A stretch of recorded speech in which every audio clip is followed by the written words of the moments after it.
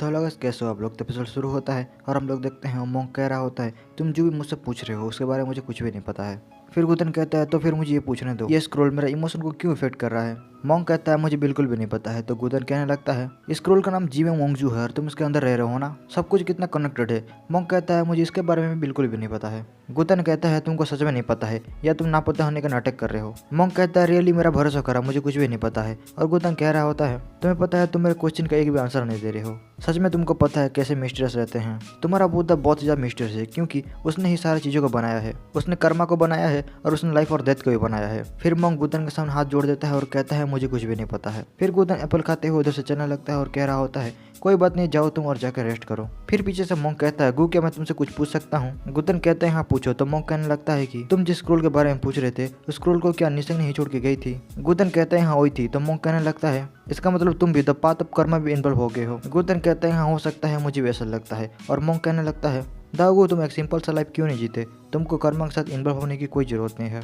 गुतन कहता है ओल्ड मोंग तुमको एक चीज रियलाइज करने की बहुत जरूरत है। जब मैं तुमसे कर्मा के बारे में पूछ रहा था तो तुमने कर्मा के बारे में कुछ भी नहीं बताया और अभी तुम्हें मेरी कर्मा की इन्वेस्टिगेशन करने की क्या जरूरत पड़ेगी। तो मोंग कहने लगता है कर्मा के पाथ में कोई भी रिटर्न नहीं आ सकता, इसलिए ही मैं तुमको कह रहा हूँ उधर बस तुमको पेन मिलेगा, इसलिए तुम उधर से चले आओ। गुतन मोंग के सर के ऊपर चढ़ जाता है और उसे कह रहा होता है तुम क्या बोल रहे हो यार, तुम इंसान की भाषा में क्यों नहीं बात करते, मुझे कुछ भी समझ में नहीं आ रहा। फिर दूसरे सीन में गुतन की तरफ बैठा होता है और कह रहा होता है मुझे ऐसा क्यों लग रहा है जेड का कुछ लेना देना है क्रिस्टल के साथ, जो क्रिस्टल मुझे पहले मिला था। फिर गुतन को ख्याल आता है मैं क्रिस्टल के अंदर फिर से जाता हूँ और देख के आता हूँ। फिर गुतन क्रिस्टल के एम्प्टी स्पेस में फिर से चला जाता है। पिछले वाला स्पिरिट गुतन से फिर से मिलती है और बोलती है तुम फिर से आ गए क्या। गुतन उसको देखता है और कहता है यार ये तुम हो क्या, बहुत दिनों के बाद मिले हो। वो स्पिरिट एक सुंदर सी लड़की के फॉर्म में आ जाती है और गुतन उसको देख के कह रहा होता है तुम्हारा बॉडी उतना ही बुरा नहीं है, बोले तो झकास। लड़की थोड़ी गुस्से में आ जाती है और बोर ही होती है साले बास्टर्ड। गुतन कहता है मैं बहुत बिजी हो गया था इसलिए तुम मुझे माफ कर देना, मैं तुमसे मिलने नहीं आ पाया। गुतन उस लड़की को आंख मारता है और कहता है तुम्हें देख के ऐसा लगता है तूने मुझे बहुत मिस किया होगा ना। लड़की एकदम गुस्से में आ जाती है और बोलती है बास्टर्ड मैं तुमको छोड़ूंगी नहीं। और वो गुतन के ऊपर हमला भी कर देती है, लेकिन गुतन उसके हमला को आराम से रोक देता है। वो लड़की ये सब देख के थोड़ी हैरान में पड़ जाती है और गुतन उसे कह रहा होता है लड़की तुम्हें तुम्हारी एनर्जी को वेस्ट करने की कोई जरूरत नहीं है। वो लड़की फिर से अपने स्पिरिट फॉर्म में आ जाती है और कह रही होती है तुम कौन हो। गुतन कहता है मैंने तो तुमको पिछले बार भी कहा था और मैं तुमको कितने बार कहूँ, मैं एक गॉड हूँ, भगवान, तुम समझती हो ना भगवान क्या होता है। वो लड़की गुस्से के मारे कह रही होती है तुम मर क्यों नहीं जाते। गुतन अपना कान खुजाता है और कहता है मैं तो मरना चाहता हूँ लेकिन क्या करूँ, हेवन मुझे मरना ही नहीं चाहता। लड़की गुस्से से बोल रही होती है क्या तुम मुझे बताओगे तुम इधर क्यों आए हो, मैं तुम्हारे बारे में ही सोच रही थी और मैंने एक सपना भी देखा था लेकिन मेरा फूटी किस्मत हम लोग फिर से मिल गए। गुतन उसे कह रहा होता है तुम कुछ प्लानिंग तो नहीं कर रहे हो ना। तो लड़की भड़क जाती है और कह रही होती है मैं कुछ भी प्लानिंग नहीं कर रही हूँ, मैं बस तुमको एक बार देखना चाहती थी। तो गुतन कहता है मुझे कोई इंटरेस्ट नहीं है तुम्हें देखने में। तो लड़की बोलती है तू भी भाड़ में जा, मुझे भी कोई इंटरेस्ट नहीं है तुझे देखने में, तुम किधर जाके मर क्यों नहीं जाते। गुतन कहता है मुझे ये पूछने दो फिर से, ये कौन सा प्लेस है, तुमको इसके बारे में कुछ पता है क्या। लड़की बोलती है मुझे भी नहीं पता। गुतन कहता है मुझे पता है तुम्हें पता है लेकिन तुम छुपा रही हो। तो लड़की बोलने लगती है हाँ मुझे पता है और उसके पीछे का सीक्रेट भी मुझे पता है, इधर कितने लोग आए हैं और कितने लोग रहते हैं मुझे सब कुछ पता है, कौन आदमी किससे रिलेटेड है मुझे सब कुछ पता है और मुझे जॉर्ज के बारे में भी पता है, क्या तुम इस जगह के बारे में जानना चाहते हो। तो गुतन कहता है हाँ मैं इसके बारे में जानना चाहता हूँ। फिर वो लड़की बोलती है तो चलो मैं तुमको सब कुछ बता देती हूँ जो भी मुझे पता है। गुतन मन में कह रहा होता है मैंने सोचा था इस लड़की का कुछ अलग ही इंटेंशन होगा लेकिन ये लड़की तो कुछ अलग ही निकली। लड़की बोलती है तुम श्योर तो हो ना तुम इसके बारे में जानना चाहते हो। गुतन कहता है हाँ मैं श्योर हूँ, मैं इसके बारे में जानना चाहता हूँ। फिर गुतन कहता है क्या तुमको पता है नॉर्थर्न टेरिटरी किधर है और क्या तुमको पता है नॉन कॉन्फ़िगरेशन किधर है। लड़की बोलती है हाँ मुझे सब कुछ पता है। तो गुतन उसे कहने लगता है फिर गुतन कहता है मेरा सरनेम ची है और मैं अभी 9th लेवल पर हूँ और सब लोग मुझे बॉस 9 ची बोलते हैं। फिर गुतन उस लड़की का हाथ पकड़ लेता है और कह रहा होता है अगर तुम नॉन कॉन्फ़िगरेशन के बारे में जानते हो तो उधर एक छोटे से बच्चे को भी पूछोगे तो वो मेरे बारे में बता देगी। फिर लड़की बोलती है तुम थोड़ा वेट करो मैं अभी आई। फिर हम लोग लड़की को देखते हैं जो कि बोल रही होती है क्यों सिंह क्या तुमको नॉन कॉन्फ़िगरेशन के बारे में पता है, उधर तुमने बॉस 9 ची आदमी के बारे में कभी सुना है क्या। तो दूसरी लड़की थोड़ी सोच में पड़ जाती है और वो लड़की कह रही होती है मैं नॉर्थर्न टेरिटरी में बहुत टाइम तक रही हूँ और मुझे नॉन कॉन्फ़िगरेशन के बारे में भी पता है लेकिन मैंने कभी भी बॉस जी का नाम नहीं सुना है। मैं तुमको ढूंढ लूंगी नहीं तो तुमको मैं बहुत ज़्यादा रिग्रेट करवा के रहूँगी। फिर वो लड़की दूसरी लड़की से बोलती है जाओ और जाकर तुम्हारा सारा सामान पैक कर लो, हम लोग इधर से जा रहे हैं। तो इसके मन में भी ख्याल आता है और वो पूछती है लेकिन हम लोग किधर जा रहे हैं। तो लड़की बोलती है हम लोग नॉर्थर्न टेरिटरी में जा रहे हैं और दूसरा लड़की बोलने लगती है क्या तुम कर्मा को ढूंढने के लिए जा रही हो क्या। वो बोलती है नहीं ऐसा बिल्कुल भी नहीं है, मैंने यही से प्रॉमिस किया था कि मैं उससे मिलने आऊंगी तो मैं उससे ही मिलने जा रही हूँ। मैंने सुना है उसका ब्लड मेरिडियन बिल्कुल भी स्टेबल नहीं है तो मैं उसको देखना भी चाहती हूँ। दूसरी लड़की बोलती है मिस क्या तुम अपने आप को ही झूठ बोल रही हो।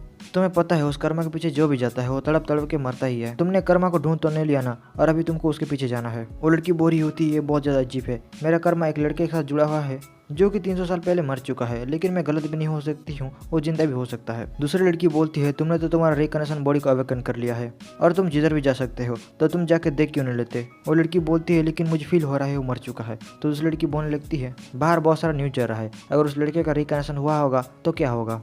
वो लड़की बोलती है तुम कुछ भी समझ नहीं सकती, इसलिए तुम चुप ही रहो। मुझे वो जगह जाना है जिधर वो जना हुआ था, मुझे वो जगह जाना है जिधर वो बैठ के कल्टीवेशन करता था, और तो और मुझे उसका सब कुछ चाहिए, उसका आर्ट वर्क और सब कुछ, उसने जो भी सॉन्ग और पेंटिंग बनाए है मुझे सब कुछ चाहिए। मैंने सुना है वो बहुत ही ज़्यादा इनक्रेडिबल पर्सन है, मुझे बस वो चाहिए और उसके सिवा कुछ भी नहीं। वो लड़का इतना पावरफुल है कि स्काई भी जेलस होने लगेगा। दूसरी लड़की बोलती है वो लड़का कोई डिमन के जैसा है क्या, मुझे बिलीव नहीं हो रहा है कि वो लड़का अभी जिंदा होगा, उसको हेवन ने पनिशमेंट दिया था ना। फिर वो लड़की बोलती है तुम भूल रही हो वो लड़का किससे डरता नहीं है, उसने इमोर्टल दाव और डिमन दाव को अपने सामने झुका कर रखा था। फिर दूसरी लड़की कहती है माय डियर लेडी, मैं उस लड़के के बारे में और ज्यादा बातें नहीं करना चाहती। अगर वो लड़का मर चुका है तो बहुत ज्यादा अच्छी बात है, लेकिन वो लड़का अगर जिंदा है तो ना जाने उसने कितने इमोर्टल को मारा था, और वो टॉप मोस्ट क्रिमिनल भी था। सारे दुनिया को अपने पैरों को नीचे रखता था, इसलिए सब लोग उसको मारना चाहते थे, और वो फाइनली हेवन के दाव के सामने मारा गया। दूसरी लड़की बोलती है और इसलिए मुझे उसको जैसे भी करके ढूंढना है। फिर हम लोग गुदन को देखते हैं जो कि किधर बैठा होता है और कह रहा होता है मैं मेरे प्लान के बीचों बीच हूँ, मुझे मेरा स्ट्रेंथ को फिर से रीगेन करना होगा और उसके लिए मुझे G4 रिलेम को ब्रेक थ्रू करना होगा। फिर गुदन के सामने बिजली चमकने लगता है और गुदन कह रहा होता है तो मेरा G4 रिलेम ऐसा दिखता है। फिर गुदन नोटिस करता है उसके पास से कुछ जा रहा होता है, तो गुदन कहने लगता है अरे ये तो लेजेंडरी ग्रेट दाव सावर है ना, जब कोई दाव खत्म हो जाता है और उसका रिकनेक्शन होता है तब ये चीज़ें होता है। फिर गुदन ऊपर देखता है और कह रहा होता है ऐसा लगता है मैंने मेरा फ्यूचर रिलेम को सक्सेसफुली ओपन कर लिया है। फिर गुदन के सामने पर्पल फ्लेम आ जाता है और गुदन उसको देख के कह रहा होता है ये पर्पल फ्लेम अंडरवर्ल्ड से आया है और उसके अंदर एंडलेस रेनबो है, लेकिन ये है तो है क्या, कुछ अलग ही लगता है। पहले तो मुझे मेरा गोल्डन आरबी को फॉर्म करना होगा, मुझे हेवन से बदला भी तो लेना है। हेवन तुम मेरा वेट करो, मैं आ रहा हूँ बदला लेने के लिए। फिर हम लोग दूसरे सीन में यांग को देखते हैं जो कि बेटी होती है और उसके पास उसके आंटी आके कहने लगते हैं वो जब से यूजेसेक से वापस आई है उसका ब्लड मेरे दिन पहले की तरह नहीं रहा, उसका कल्टीवेशन एक एरोप्लेन से भी ज़्यादा स्पीड में बढ़ रहा है और उसने अपना जूहू को भी ओपन कर लिया एक ही मंथ में। यांग अभी एक जीनियस लेजेंड की तरह हो गई है, वो हमेशा सनसेट को ही देखती रहती है। फिर वो जाके यांग से पूछने लगती है यही तुम क्या सोच रहे हो, तुम्हारा मन में कुछ चल रहा है क्या। यांग बोलती है नथिंग, मैं कुछ भी तो नहीं सोच रही। उसके आंटी बोलते हैं मैं तुमसे बहुत टाइम से पूछ रही हूँ 1 मंथ पहले क्या हुआ था तुम्हारे साथ। यांग बोलती है क्या हुआ था मुझे भी नहीं पता, मैं सब कुछ भूल चुकी हूँ। जब मैं उठी तो मैं यूजेसेक में ही थी, उस टाइम पर वो ड्रिंक कर रहा था और सनसेट को देख रहा था। फिर आंटी बोलती है उसने तुम्हारे साथ कुछ किया तो नहीं ना। यांग बोलती है मुझे कुछ याद नहीं है, मुझे कुछ भी नहीं पता, लेकिन वो मेरे साथ क्या ही कर सकता है, कुछ भी तो नहीं करेगा।